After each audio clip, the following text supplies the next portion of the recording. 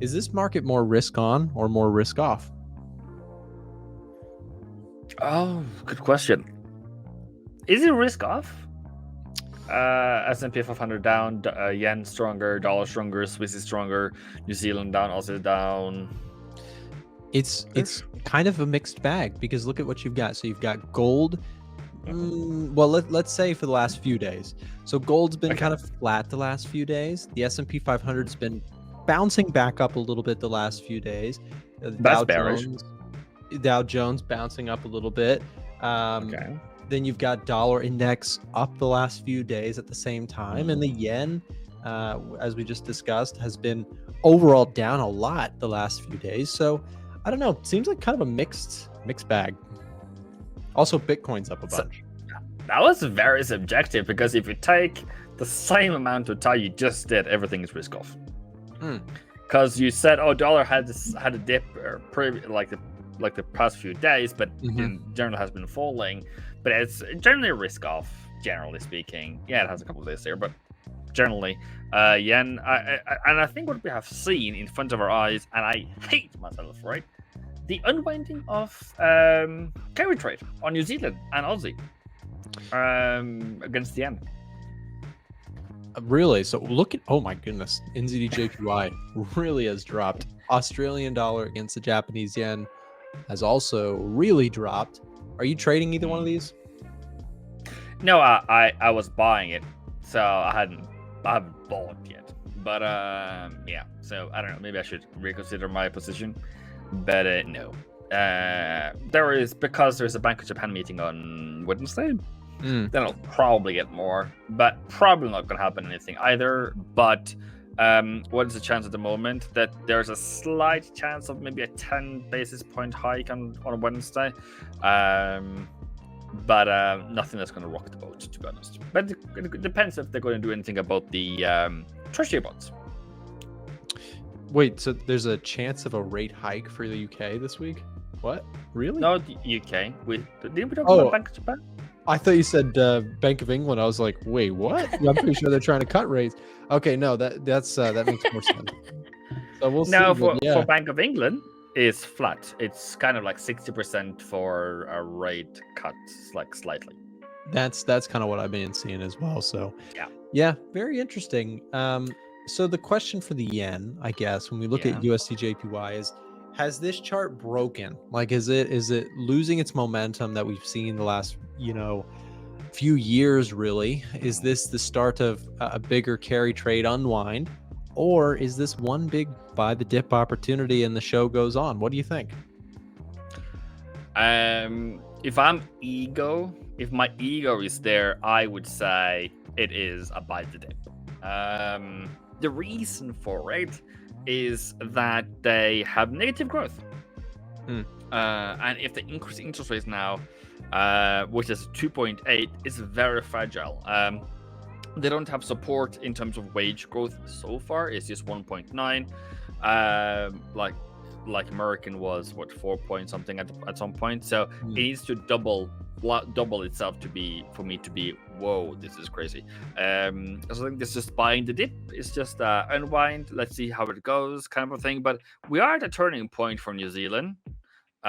Which has everything is down. So it's just a matter of time when they will start cutting. So back to Australia, counterpart for Japanese carry trade. I think it will still continue, but I've been surprised this time around that it has been so fast in front of my eyes. And this is the only time of the year or in my life there where you can sell the bottom and still make money. Yeah, it's really an aggressive move. I think that I've seen opinions all over the place with the yen, but I tend to agree with you. Like, I think that, okay, so you might make the point here that the yen is going to keep going lower, not because of Japanese growth being impressive, but because other places are going to start seeing economic, slowdown or recession. Some people would make that case, because I think the case for trying to say like, oh, Japan's going to accelerate is a tough one. That's why it's been trending up so much, because we've seen, most places seeing economic growth. But with yields falling recently, take a look at here's the 10-year yield in the US. It's been trending lower recently. Here's the 2-year yield really dropping off. The market is saying, hey, we're going to see rate cuts because the economy is showing signs, finally, of meaningfully slowing. But the question is, if this is a buy the dip opportunity for the yen, I'm sorry, like the dollar against the yen, going long the dollar, shorting the yen, if it's a buy the dip opportunity, you're making this statement that you think that at least this would be my take on it, you're saying that you think that the global economy is slowing, but it is not going to roll over and into recession. You think it's going to just be a short-term kind of slowdown, and then rate cuts could actually lead to a bounce in economic activity and continue. So I actually think that that's probably what's going to happen. So I would agree that that's likely the case on the dollar yen, is that this is a bit of a buy the dip opportunity. And if it's not, if we enter into more of a global slowdown that is consistent and trending for a while, then the yen's going to look really strong and this chart could continue much lower. So kind of depends who you ask, but I think that rate cuts are going to lead to an acceleration globally of growth again. And so I generally would think that I would like to buy some of these dips against the yen. But that's if you're more bearish on the global outlook, buy the yen. If you're more bullish on global outlook, you might sell the yen. It's also a relatively weakness game. Who is the weakest? Yes. So I would argue euro is pretty weak, but euro yen has dropped off the chart. But it has also now recently, but in the past, this year? I can't remember the exact number, but I think it's 50% up, even though euro has been cutting and has had inflation come considerably down. So we're still not down to 154, which is the 2024 level. We are now 166 on euro yen, so we're still up a lot by year to date. Yeah, and that's worth mentioning. I think that, even if you look at this euro yen chart and you say this is looking bearish right now, right? Price action has at least broken down this upward, smooth as butter uptrend. We've seen a little bit of a breakdown on that, but it doesn't necessarily mean that we've entered into this long-term secular, shift in the euro yen that's going to lead. As you pointed out, you scroll out a little bit and you say, well, look at this thing on a weekly chart, and the trend is still kind of intact. I'm just putting on some simple moving averages. You can see we have been due for a bit of a pullback here. We've come back to the 20-week moving average. We may make a move down to the 50-week moving average. But I think that, as long as you stay, this trend, to your point, has been up for most of the year.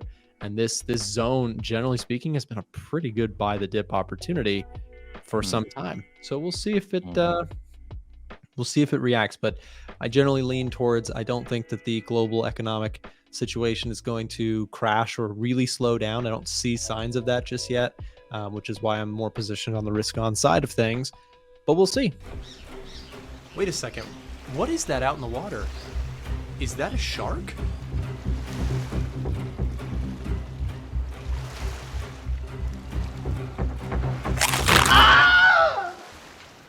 Yeah, thankfully he only took half off my surfboard. The markets can be a very scary place. Don't go wading into treacherous waters without your Edge Finder, which gives you market data like the commitment of traders data, retail sentiment, our top setups algorithm, which generates ideas each day for you, and so on and so forth. If you don't already have a copy of the Edge Finder, we're currently doing our summer sale, and it is our biggest discount of the entire year, no questions asked. If you're waiting for a better discount, you won't get it. Currently, the Edge Finder is half off. Check it out, and thank you guys for watching. Back to the show. When it comes to the currency world right now, it's a bit mixed, because you got the dollar showing a lot of strength right now. One thing that does look maybe more bearish is the euro, especially when we just talked about it's really getting beat up by the yen and the dollar here. European growth just not quite as impressive. And then the question is, with the UK, I wanted to just ask you about this briefly. So we mentioned rate cuts for UK. I think there's like a chance in August, right? But I haven't been keeping up with it very closely. What are your thoughts on the Bank of England? It's on Thursday. So August is 1st on Thursday. Yeah. Market is pricing in 60%, and I saw yesterday was 50.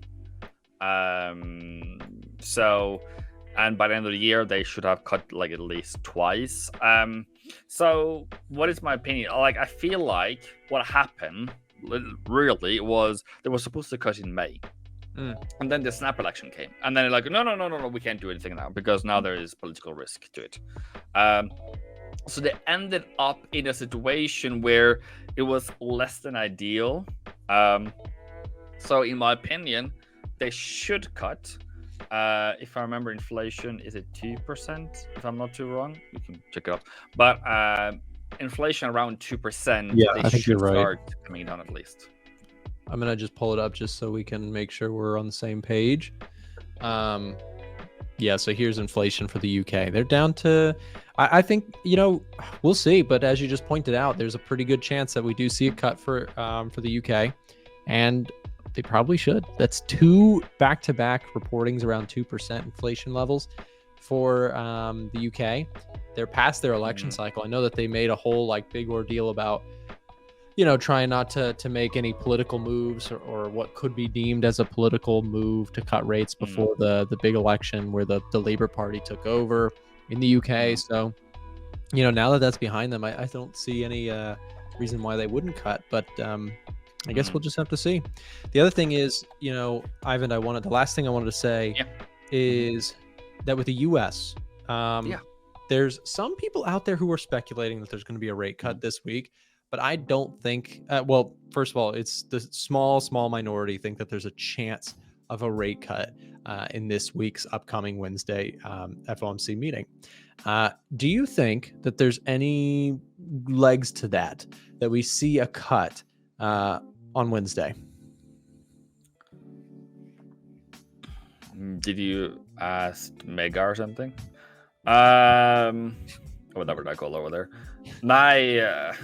If anyone's going to cut this week based upon interest rates, is the UK. I think inflation is still too sticky. I would argue. So I have a rule that says 2% difference between interest rate and inflation in either direction, and we are not there. Not quite there yet, or when we are exactly. But so it should be. We are in the corner, but it's not really supported across the board in terms of all inflation numbers. So I don't think so. Yeah, no, I don't think so either for the US, because here's the thing. I think that we've started to see a good slide in inflation, but really, I think that the Fed will want to see, that it wasn't a fluke, that we're not just seeing, one of these before we see this again, right? And inflation year over year, I think they're probably going to want to see, let's actually see that we've really seen a stable trend in this direction. And, then I think they'll probably cut in September if that is the case. So unless something changes where we see inflation accelerate between now and then, or jobs data come in really strong, I think September rate cuts are more appropriate. But the thing about the first rate cut is once they cut rates, they probably will continue to cut rates following after that. And so, they have to be careful about when they choose to start doing that. So we'll see. If you get some between now and September, a dramatic slowing in economic data, it could lead to, faster rate cuts coming from there. But we'll have to just see what the data brings us. Yeah, I would argue. I just want to say one thing about it is that we haven't seen the same drop in inflation in the US as we have seen in all the other countries that has already cut.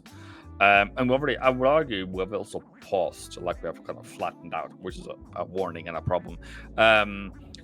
But yes, we need better data if that's a thing. And also, it's summer, it's July. I don't know if it's holiday in the US, but it's holiday in Norway and Europe, and Germany is probably going into summer vacation now in August. So who is going to move the market in July? Not me. So that's why they won't do anything in July, because they Fed needs market to move to a common goal of whatever the interest rate is supposed to be. So I did put a couple of trades in. I know that Frank might be interested in doing some earnings plays with me. We have some big earnings this week. I think 914 companies reporting. And yeah, 914, some notables. We got some Mag 7 stocks this week, along with others. There's probably 10 or so that I'm going to likely trade on my own. I have some exposure on SoFi. I own some shares. I own some Pfizer. Starbucks would be kind of like a Nike trade. Is there going to be a consumer that's looking better, consumer that's looking worse? How does Starbucks fare?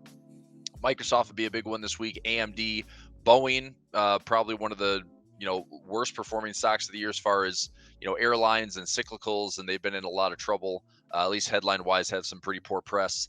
MasterCard Health, the consumer, Qualcomm, Meta, MicroStrategy, Coinbase. I mean, we've seen a big turnaround in crypto with Bitcoin hitting 56K back up towards 67, 68K. I know Trump this weekend had some, I guess you could maybe say pro crypto. I don't think it was articulated very well, but still it was pro crypto. And so that did give a bit of a boost to Bitcoin and other prices. So yeah, I mean, earnings week, it's a big one. We wrap up the month. We kick off a new one with FOMC on Wednesday. Nick, do you think the Fed's going to do anything surprising this week? Do you think they're going to come out with some surprise cut? Do you think they're going to have 3 cuts by the end of the year for September, November, December? That's what the watch tool says right now. What do you think? So I think September we see our first rate cut. I don't think we see a rate cut this week. Because I was looking at PCE on Friday. I was saying, if this comes in really low, maybe there's a chance. But the PCE came in slightly hotter than expected on Friday. So I think that the Fed is probably going to say, you know what? We are seeing a lot of progress and we're getting closer, but we just need to see this last final runway before we can start the process of actually reducing the Fed funds rate, right? Sure. I was just saying just before you came on that once they start making those moves, they're going to want to kind of follow through with it and kind of follow the data from there. So I think they have to be careful about when they time that, because as soon as they start that, there will be, in my view, a rush for risk on assets. There will be people who are excited.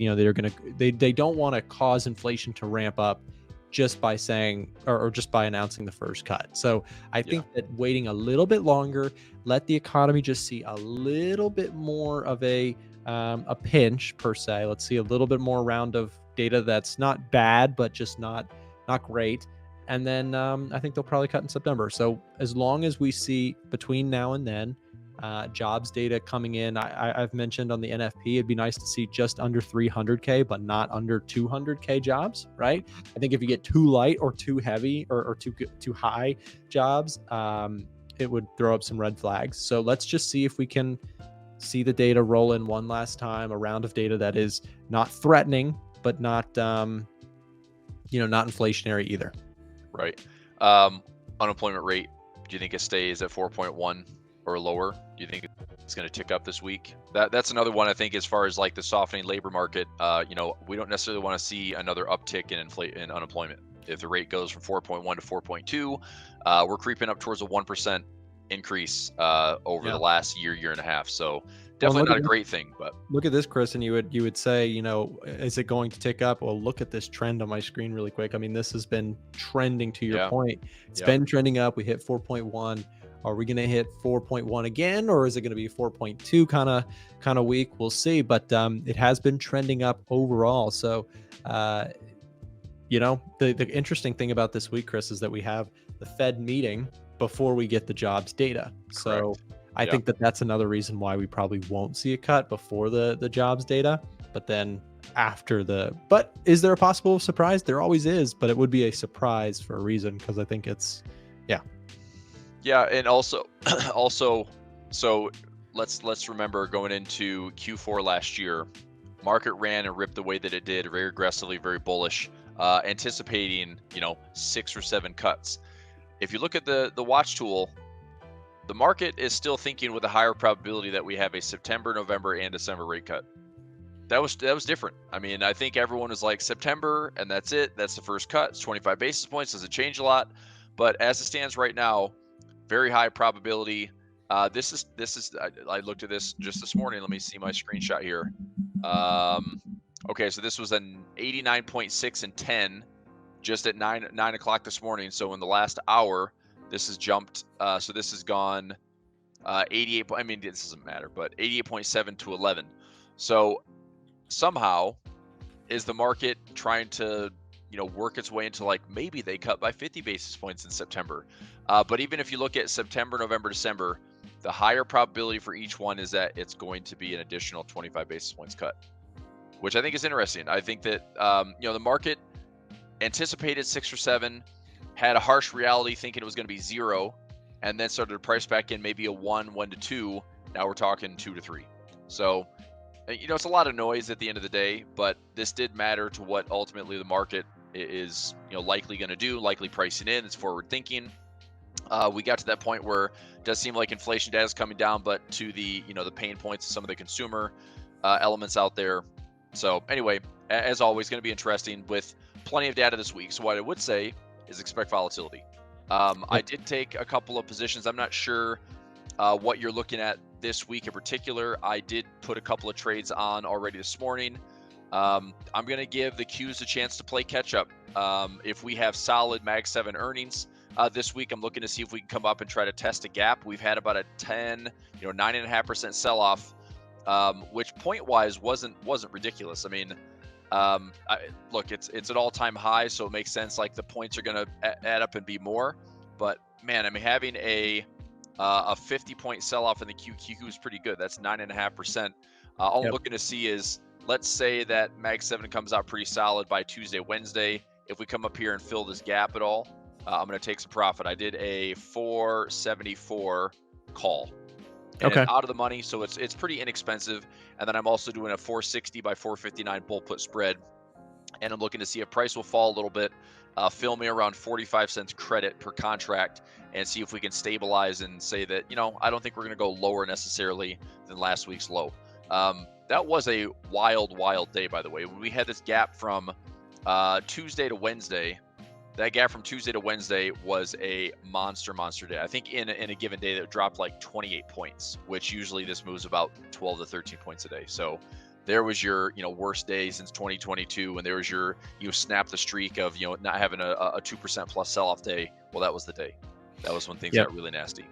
Yep. And Chris, you asked in terms of positioning wise, I'm currently long the NASDAQ. I am long, just like we did in our trading battle. I bought the NASDAQ on my account after we hit that 100-day moving average on the NAS, tagged it, bounced off it. S&P 500 tagging the 50-day moving average. I mean, we're just seeing this pullback. I said this earlier in the show, Chris, but my perspective on this is that we've talked about game plan for this year several times about how, for me, I do think that running through the election to the end of the year and the confidence in knowing that either president that is going to be the president, either candidate that becomes president, there's going to be a lot of fiscal spending that could continue the show. And I think that the tech trade, I've been pretty vocal about it. I don't think it's over, because I think that, these companies have a ton of money and they are talking about, I've heard several CEOs, I think it was Google's CEO said that the risk to underspending is higher than the risk to overspending on AI development. Because if you lose the edge, if you lose the tech trade in any way, it could be catastrophic to your business. I mean, think of Google search, right? Google search, they can't lose, even though Google search is so big, they have direct opposition on their doorfront to getting dethroned for their Google search by all these AI things. So the risk to underspending in AI is greater than the risk to overspending. And I believe that can take us to new highs. Could it lead to a bubble? Sure. But I don't necessarily think that the bubble is quite over yet, with fiscal spending backdrop, with rate cuts on the way, with the tech trade still well alive in the mindset of these CEOs that make the decisions. I still like the tech trade, and with a 10% near discount on the NASDAQ, I'm a buyer, and if I'm wrong, I'll stop out. Sure. Do you think that it's interesting. I mean, look at how much grief Mark Zuckerberg was given for going into like AI or augmented reality or the VR meta space. It's like, is that going to be a sore point if it's if the investors see it as overinvesting? That's the thing, Chris. The bearish case I think that could happen is if investors at some point start demanding to see, returns that are ROI. matching on this, Yeah. that will be a significant shift in this. But I do think that for now, spending remains supported by these big companies that have all these cash, simply because, again, if the CEOs are kind of still very gung-ho about AI spending, at the end of the day, there's the NVIDIA, source of funds. It's these other big CEOs. They're a B2B business, right? So I don't think the trade is over. So September, especially in the last 10 years, which is this calculation, it's been a negative year, right? September's not been month, right? It's been a negative month for September, not very positive. By the way, October also about flat in the last 10 years. So what you can see here is that we are still in the sweet spot, at least of this portion of the year, July and August. Positive expectancy there relative to September, which is negative. So we might have like maybe a little bit squeeze, a little bit of a pop back up. And then, if seasonality takes its turn, you might see September modestly lower, sideways, or, maybe even a bigger down trend. And then, as you mentioned, that fourth quarter rally, I think it's not coincidental, as you were saying, that you get this lull period. And as many investors or traders know, a lot of times, your outsized returns come following outsized sell-offs. So you get big sell-offs that usually causes big bounce backs. That's why they always say, if you ever look at like the last 20 years, the best singular days were like all in 2008. Like there were so many 2008 days. The best singular days were in that absolute carnage year. So something to think about. Did you know we do a live trading show Monday through Friday with guests from all over the world? To get notified when we go live, click the bell button next to the subscribe button or check in at 9:30 a.m. Eastern Time. We have helpful, free content in the description below and on our website, a1trading.com. Thanks for watching today's video, and we'll see you tomorrow.